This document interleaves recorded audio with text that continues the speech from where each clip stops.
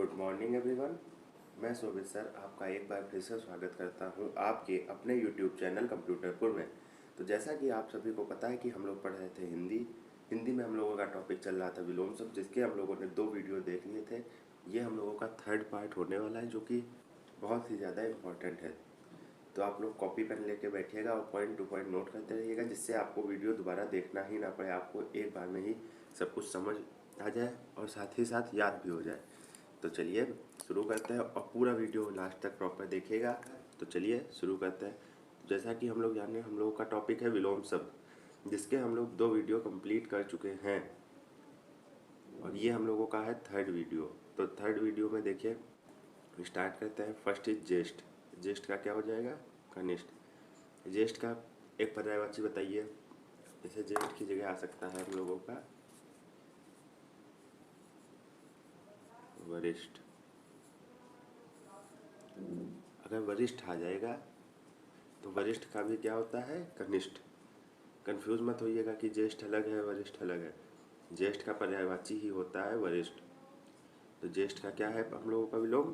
कनिष्ठ। गमन। गमन मीन्स होता है प्रस्थान करना या फिर जाना। आगमन मीन्स आना। आ से आप लोग ध्यान रखिएगा। आ मीन्स जैसे किसी चीज़ को बुला रहे हैं कि आ, तो वो हम लोगों के पास आएगी, तो आगमन मीन्स हमारे आना, गमन मीन्स जाना। यह चीज़ आप लोग ध्यान रखिएगा। फिर हम लोगों का मौन। क्या है हम लोगों का? मौन। जैसे कोई व्यक्ति मौन है, कुछ नहीं बोल रहा, शांत है, तो कहा जाता है कि इतना मौन क्यों हो? तो वही चीज़ है मौन। मौन का क्या हो जाएगा? मुखर। मौन का क्या हो जाएगा? मौन का हो जाएगा मुखर। फिर है हम लोगों का विस्तार। विस्तार में जैसे पेपर में क्वेश्चन आते हैं लॉन्ग आंसर टाइप क्वेश्चन, तो उस पर लिखा होता है विस्तृत उत्तरीय क्वेश्चन, विस्तृत उत्तरीय प्रश्न, यानी आंसर उसका विस्तार पूर्वक देना है, समझा के देना है और विस्तार में बताना है। और संक्षेप मतलब संक्षिप्त में उसको छोटा करके उसे कम शब्दों में कैसे लिखेंगे आप, तो उसको कहा जाता है संक्षेप में, और विस्तार में उसको बढ़ा के। फिर हम लोगों का गरिमा। तो गरिमा का विलोम शब्द क्या हो जाता है? लगिमा। गरिमा का क्या हो जाएगा? लगिमा। और ये सब जितने भी आज आपको इस वीडियो में बताए जाएंगे वो कहीं ना कहीं किसी ना किसी कंपटीशन एग्ज़ाम में पूछे गए हैं, चाहे वो रेलवे का हो या वो कोई भी एग्ज़ाम हो। सब एग्ज़ामों के पूछे हुए लिए गए हैं, कोई ना कोई एग्ज़ाम में ज़रूर आए, तो बहुत ही ज़्यादा इंपॉर्टेंट है। तो प्लीज़ वीडियो को ध्यान से देखिएगा, पूरा देखिएगा और अपने फ्रेंड्स के साथ भी शेयर करिएगा, जिससे सबके पास तक यह जानकारी पहुंच सके। तो ये सारे जितने भी इस वीडियो में बताए जाएंगे सब कहीं ना कहीं पूछे जा चुके हैं, तो ये सब बहुत ही ज़्यादा इम्पोर्टेंट है आपके पेपर के लिए। फिर हम लोग का नेक्स्ट क्या है? मौखिक। मौखिक का क्या होता है?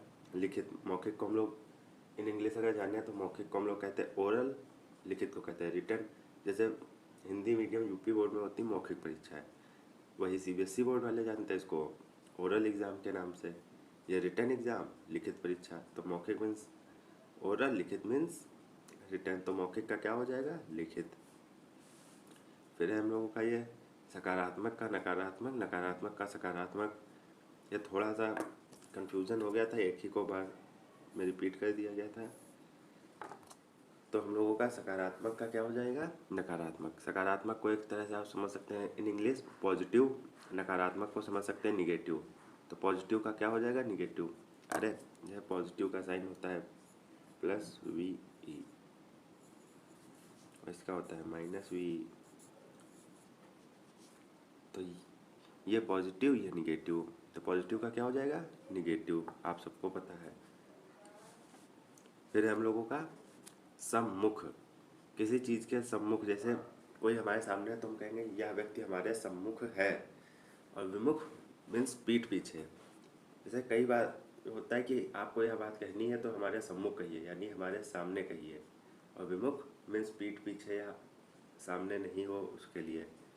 और फिर है हम लोगों का अथ। अथ का मीन्स होता है इति। अथ का विलोम क्या होगा? इति। ये सब जो थोड़े टफ टफ लग रहे हैं उनको थोड़ा याद कर लीजिएगा, क्योंकि इस वीडियो में बहुत ही स्पेशल विलोम शब्द लिए गए हैं। ये आपकी तीसरी क्लास है, 2 क्लासेस ऑलरेडी हो चुकी हैं, तो इसे प्लीज़ पूरी तरीके से ध्यान से देखिएगा। फिर हम लोगों का नेक्स्ट है भूषण। भूषण का विलोम शब्द हो जाएगा हम लोगों का दूषण। भूषण का क्या हो जाएगा? दूषण। फिर हम लोगों का है ऋणात्मक और धनात्मक। ऋणात्मक मीन्स निगेटिव, धनात्मक मीन्स भी एक तरह से पॉजिटिव कह सकते हैं। ऊपर था ये चीज़ सकारात्मक और नकारात्मक के रूप में, नीचे धनात्मक और ऋणात्मक के रूप में। तो इसमें आपको बताते हैं धनात्मक और ऋणात्मक में अंतर क्या है। सकारात्मक मीन्स हम लोग पॉजिटिव कह सकते हैं, एक्यूरेट मीनिंग नहीं बताए, कह सकते हैं पॉजिटिव निगेटिव। लेकिन अगर ऋणात्मक की बात करें तो खाली माइनस, धनात्मक की बात करें तो ओनली प्लस।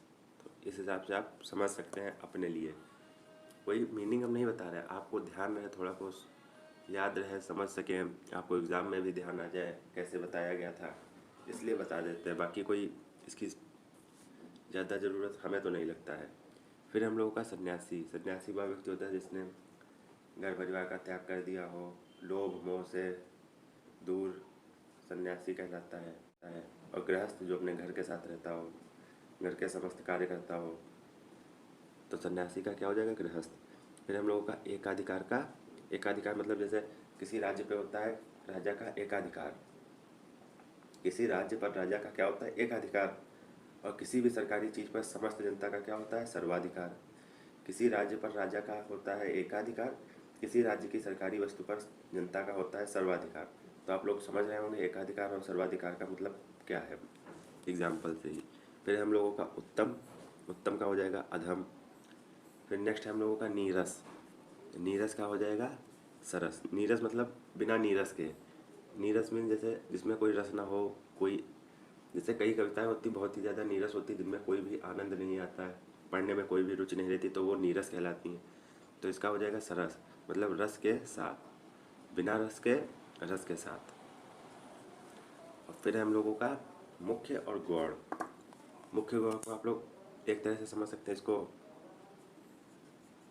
प्राइमरी, प्राइमरी मतलब प्राथमिक, इसको सेकेंडरी। अब तो ध्यान रहेगा ना, जैसे कोई चीज़ होती है तो उसे दो पार्टों में डिवाइड किया जाता है, प्राइमरी एंड सेकेंडरी। तो प्राइमरी मीन्स होता है प्रथम मुख्य, सेकेंडरी मीन्स आप लोग गौड़ के उससे समझ सकते हैं एक तरह से। और फिर हम लोगों का नेक्स्ट महान। तो महान का हम लोगों का हो जाएगा क्षुद्र। शुद्र नहीं है, क्षुद्र है। क्षुद्र का मतलब बहुत ही छोटा, समझ रहे हैं? महान का हो जाएगा विलोम हम लोगों का क्षुद्र। धनवान का हो जाएगा हम लोगों का अकिंचन। धनवान का क्या हो जाएगा? अकिंचन। फिर है हम लोगों का मूक।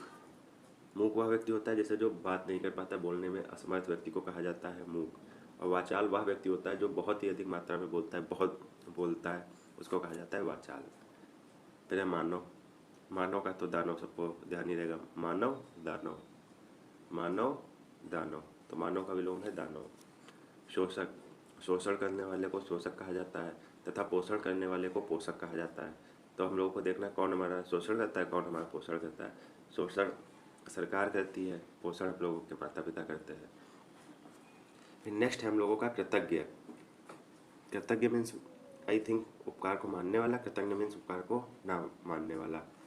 तो शोषक का विलोम पोषक, कृतज्ञ का विलोम कृतज्ञ। विपत्ति। विपत्ति मीन्स मुसीबत, कोई भी आपत्ति आ गई, मुसीबत आ गई तो उसको कहा जाएगा विपत्ति। तो विपत्ति का हम लोगों का क्या है? संपत्ति। विपत्ति का विलोम संपत्ति। अनुराग का विराग। अनुराग मीन्स खुशी का विषय।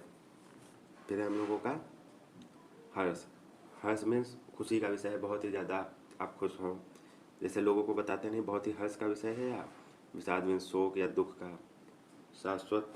शाश्वत मीन्स एक तरह से कह सकते कभी ना नष्ट होने वाला, जैसे कहा जाता है ईश्वर शाश्वत है, तो ईश्वर शाश्वत है। नश्वर, शरीर नश्वर है, समझ रहे हैं? शाश्वत का विलोम हो जाएगा नश्वर। दक्षिण का हो जाएगा वाम, जैसे कहते हैं दक्षिणावर्त वामावर्त, तो दक्षिण का वाम हो जाएगा।